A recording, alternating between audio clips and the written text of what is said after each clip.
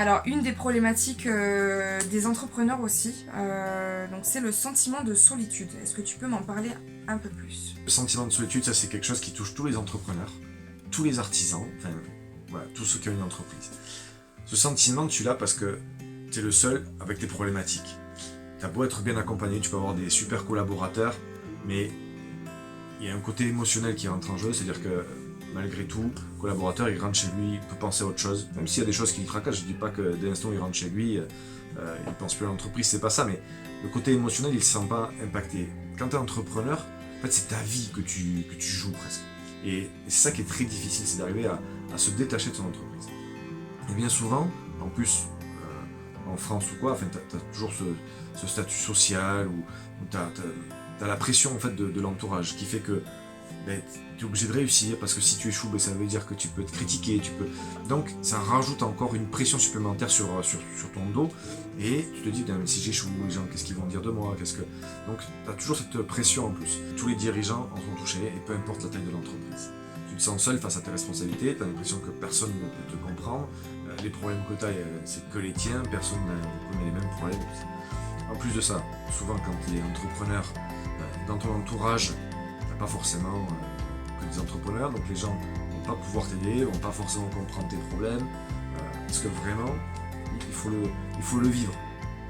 Tant que tu l'as pas vécu, tu peux pas en fait imaginer la pression que tu ressens, parce que tu as la pression sociale, parce que tu te dis aussi que tu te reconnais à travers ton entreprise. Donc tu dis si demain je perds mon entreprise, qu'est-ce que je vais devenir, qu'est-ce que je suis. Tu as l'impression que ton entreprise, en fait, tu dépends de ton entreprise. Tu as vraiment ce sentiment-là d'être dépendant de ton entreprise, parce qu'elle te permet de vivre, elle te permet d'avoir une statut social, elle te permet de pouvoir avoir de l'argent, elle te permet vraiment plein de choses, de t'épanouir. Donc tu as vraiment l'impression que c'est ton entreprise qui détient ta vie. Alors qu'en fait, non. Il faut réussir déjà à inverser cette bascule, ça c'est le premier conseil, réussir déjà à comprendre que l'entreprise, elle est là parce que toi, tu es là. Et c'est pas l'inverse, c'est pas l'entreprise qui est sur toi, c'est toi qui es sur l'entreprise. Et même tu peux avoir une autre entreprise, tu peux avoir autre chose, et ça ne change pas la personne que tu es. Ça c'est important. Ensuite, pour sortir de cette solitude en tant que dirigeant, il existe plein de choses. Et moi, le truc que je conseille, c'est tout ce qui est formation. Déjà, d'un, c'est important de faire la formation, parce que ça te permet de prendre de la hauteur et d'avoir une réflexion sur ton entreprise, sur comment tu gères, sur ton organisation. Tu as plein d'organismes de formation, moi je suis dans un où tous les mois on se voit pendant 4 heures et on se forme sur des sujets différents et on est un groupe de dirigeants. Il n'y a que des entrepreneurs, on peut échanger nos problématiques, et donc vraiment tu arrives à discuter, tu arrives à échanger et à pouvoir trouver des solutions. Même si tu n'as pas de solution qui apparaît, tu repars, ça t'a soulagé de ne pas te sentir seul finalement face à ces situations-là. Parce qu'il ne faut pas oublier quand même qu'en plus quand tu commences à avoir des salariés, ben, tu te sens vraiment seul, tu dois gérer tous les problèmes de tout le monde, et en fait tu te dis mais qui c'est qui gère les miens? Parce qu'on reste quand même des êtres humains, mais tu as cette espèce de...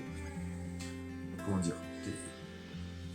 Tu dois survoler au-dessus de tout, de tout le monde, de tous les problèmes de tout le monde, de tous les problèmes au niveau de l'organisation, de la gestion, du financier, de la production, de tes clients. Donc tu dois tout gérer, mais en fait, il n'y a pas un petit ange gardien qui vient s'occuper de toi. Et ça, c'est difficile. Donc, pour réussir à ça, il faut réussir à trouver un groupe d'entrepreneurs ou d'artisans. Tu as des fédérations, dans chaque métier, tu as une fédération. Généralement, les gens se retrouvent, tu peux discuter, tu peux échanger. Et ça, c'est vraiment important de faire ça pour sortir de cette solitude, parce qu'elle peut te tuer, en fait, tout simplement. Elle peut te tuer. Ouais. Ou te fatiguer énormément. Et ça, c'est compliqué. Et ça, on la vit tous. Parce qu'après, ça te génère du stress. Et vraiment, la clé la plus importante, c'est de ne pas s'identifier à son entreprise. Tu n'es pas ton entreprise. Ton entreprise est parce que toi, tu es là. Ça, c'est vraiment le gros conseil. Et ça te permet en plus de prendre des bonnes décisions.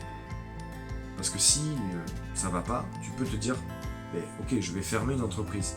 C'est pas, j'ai fait faillite et du coup c'est toi qui as perdu. Non, t'as rien perdu, t'as appris plein de choses, tu restes un homme, une femme, et tu t'es épanoui, t'as appris des choses, t'as eu une expérience, t'as fait plein de choses. Donc, ne pas avoir peur du sentiment de si ça va pas, ça ferme, c'est pas grave, je ferai autre chose. Et réussir à se détacher de ça, c'est vraiment important. Première astuce, c'est déjà se sortir de son entreprise. Tu n'es pas l'entreprise. L'entreprise, elle est parce que toi, tu es l'entrepreneur qui a créé cette entreprise. Tu as créé celle-là, tu peux en créer d'autres. Tu peux créer autre chose. Et deuxième astuce, c'est de réussir à se trouver dans une fédération, dans un groupe, avec d'autres dirigeants, de pouvoir échanger là-dessus. Il y en a plein qui existent. Et pour moi, le mieux dans ces groupes-là, c'est ceux qui apportent de la formation. Parce que pour moi, la formation, c'est indispensable pour s'adapter au monde d'aujourd'hui.